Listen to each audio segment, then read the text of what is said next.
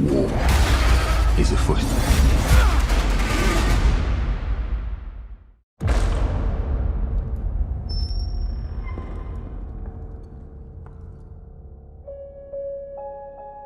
The dream. Hi, and welcome to The Boar and the Lion. This video will contain spoilers for House of the Dragon, Game of Thrones and the A Song of Ice and Fire books. I will provide you with a warning when spoilers for House of the Dragon begin, so you can skip them if you like. With House of the Dragon finally airing this month, fans of the Game of Thrones series and the A Song of Ice and Fire books are getting ready to return to the world of Westeros. The build-up to this newest story out of the mind of George R.R. Martin has been somewhat rocky. While I think that most of us are excited to return to the world of White Walkers, dragons and Kingslayers, the majority of us have also not forgotten how Game of Thrones ended. Game of Thrones' horrific ending is not the only thing that has fans worried, however. Since casting for House of the Dragon began in July 2020, we've got the chance to meet the actors who are going to portray major characters such as Princess Rhaenyra Targaryen, Prince Daemon Targaryen and Corlys Velaryon, the Sea Snake. And exactly the casting of this last character has sparked major controversy. But why? Corlys Velaryon, also known as the Sea Snake, is the head of House Velaryon and the master of ships for King Viserys II at the beginning of the series. Corlys will be portrayed by Steve Toussaint, a black actor. As a matter of fact, the entire Velaryon family will be portrayed by black actors.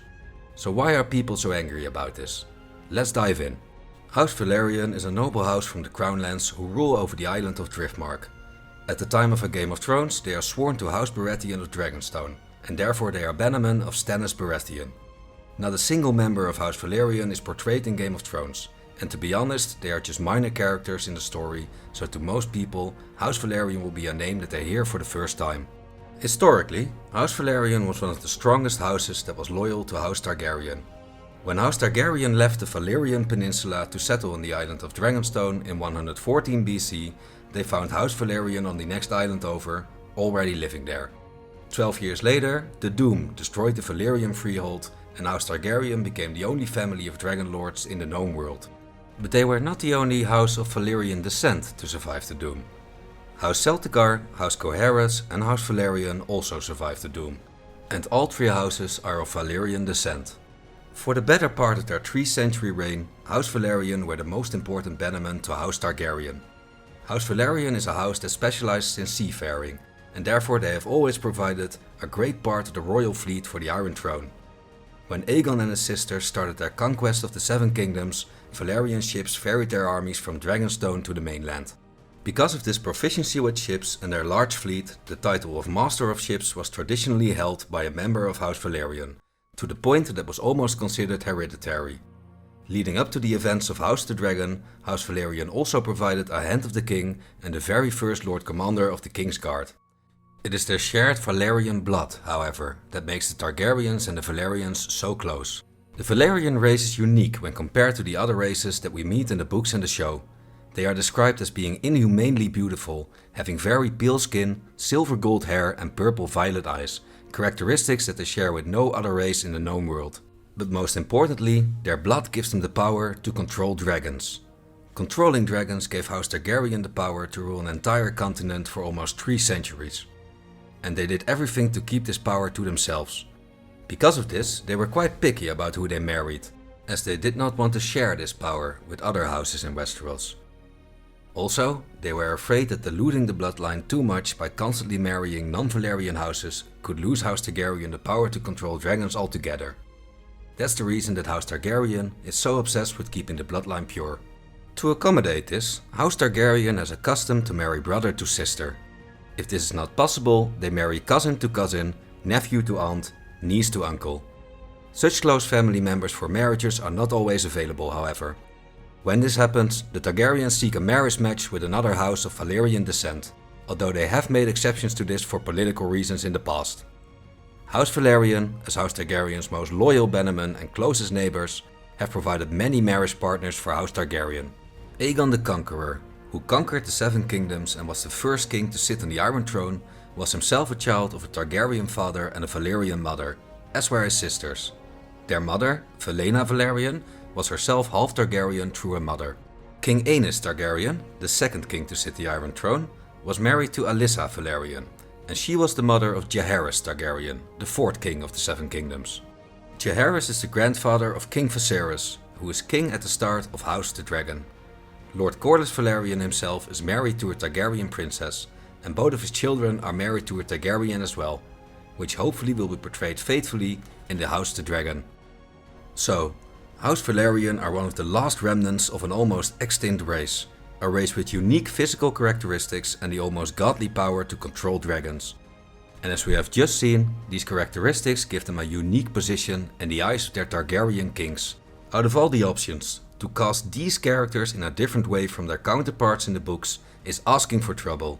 For their importance to the story, unfaithfully casting House Velaryon is on the same level as changing the race of Ron and Hermione in Harry Potter, as changing the characters of Merry and Pippin in Lord of the Rings, and as changing the looks of Ciri, Triss and Yennefer in The Witcher, which I guess they did.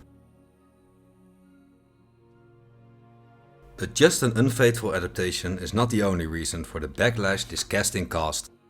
The inheritance of genetic features plays an important role in the world of A Song of Ice and Fire. Members of House Lannister are known for their blonde hair and emerald green eyes. The Starks have long faces, dark hair and grey eyes, and the Baratheons have coal black hair and blue eyes. These physical characteristics more often than not transfer to their children. We see the importance of this in Game of Thrones, where Ned Stark finds out that Joffrey Baratheon and his two siblings are actually the bastard offspring of Queen Cersei and her brother Jaime.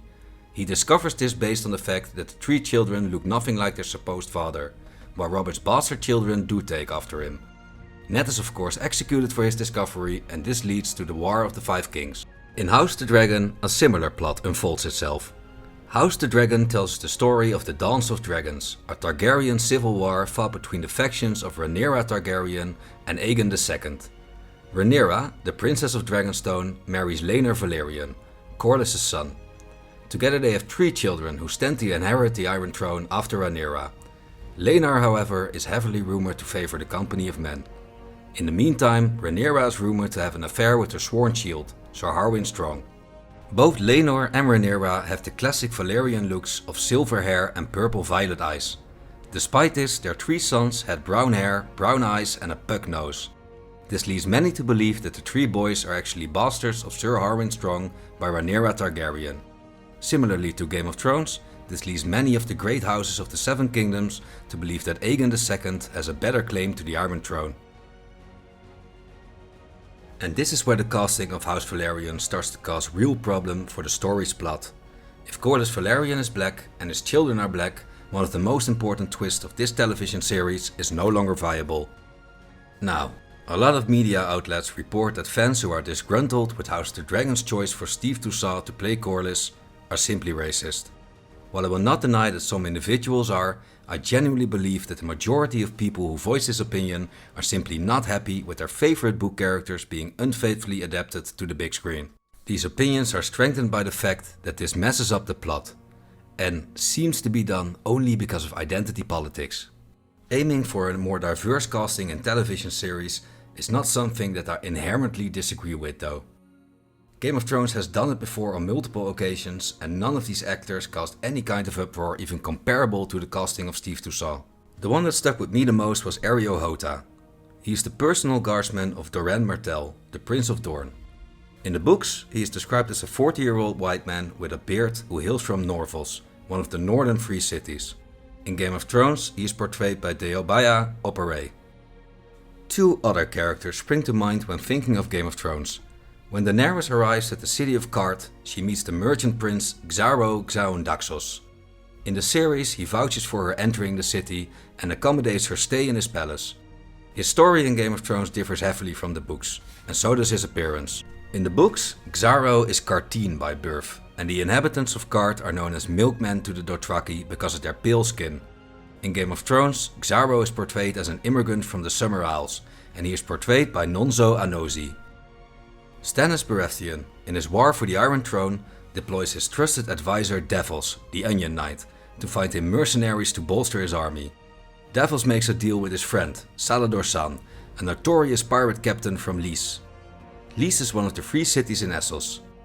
Lys used to be Valeria's most popular resort destination, and the Dragon Lords often intermingled with the locals. Nowadays, even the small folk of Lys are said to resemble the classic Velaryon looks. In Game of Thrones, Salador is written as a Lyseni citizen of Summer Islander descent, and he is portrayed by Lucien Massamati. I think that these examples show that viewers are more than okay with a more diverse and inclusive cast that offers a greater representation when the opportunity presents itself, as long as this change does not jeopardize the story being told. Therefore, I also find it a shame that the writers of Game of Thrones chose to omit so many characters of color from the books. Jalabar Xo is an exiled prince from the Summer Isles, who resides at King's Landing and petitions Robert Baratheon to help him win back his throne. He's a recurring character in all 5 books, but he never made it to the show. Shataya is the owner of a high-class brothel in King's Landing, and her daughter Alayaya is one of the prostitutes there. Alayaya is actually the prostitute that helps Tyrion cover up his visits to Shae. The show writers made the choice to replace her character with Ross. This is also the case for Brown Ben Plum, the commander of the Second Sons, a major sellsword company that was completely omitted from the show. None of these characters ended up getting any screen time, and this seems to me as a lot of missed opportunities for more representation in Game of Thrones. But this is about House of the Dragon in the end, not about Game of Thrones. So let's look at some opportunities for a more diverse cast in House of the Dragon. Opportunities that do not disrupt the story. Nettles is a bastard girl from Dragonstone with brown skin and dark hair. She becomes a very important player in the civil war that plays out during the series, as she becomes a dragon rider and she's very close to Prince Daemon Targaryen. Nothing has been confirmed yet about if she's being cast into the show, but I hope they don't omit her as well. In Game of Thrones, we also visit the continent of Essos, and if House of the Dragon follows the source material even a little, we will meet a lot of men and women from the nearby free cities. Prince Daemon Targaryen, in the years where he earned his nickname the Rogue Prince, made a lot of enemies on the other side of the Narrow Sea. Among these enemies is the Triarchy, consisting of the 3 cities of Lys, Tyrosh and Myr. These associations give the writers a lot of characters to make the show's cast more diverse.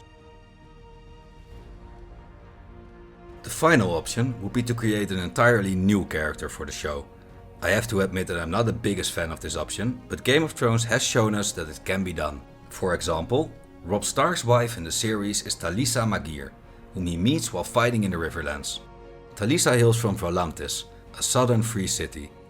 This character does not exist in the books, where Robb Stark marries Jean Westerling, a daughter of a noble house from the Westerlands. This change in character does not greatly impact the story, and simultaneously gave the show writers a chance to make the show more diverse. In conclusion, I am not against creating more chances and opportunities for people of color to star in big television productions. I just think that by choosing House Velaryon as a vessel for this increase in representation, the show writers have made a very big mistake. Despite my opinion on the casting, I have never seen a movie starring Steve Toussaint, but I wish him all the best and I hope that he gives us an amazing Corlys Velaryon on the big screen.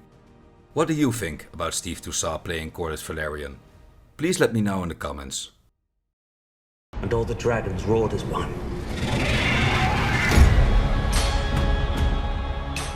This is the first video I ever made, so it would mean a lot if you could drop a like and subscribe to my channel. I love reading books and watching great television productions, and I would like to keep sharing my opinion on them with you in the future. I especially like the higher fantasy genre, and therefore I also read and watched great works such as The Witcher, The Lord of the Rings and Harry Potter, which I hopefully will be discussing with you in the future. Thank you for watching and I hope to see you again. Seeing that this is my first video, if you have any tips or remarks, please let me know in the comments. You are the king. Your duty is to take a new wife.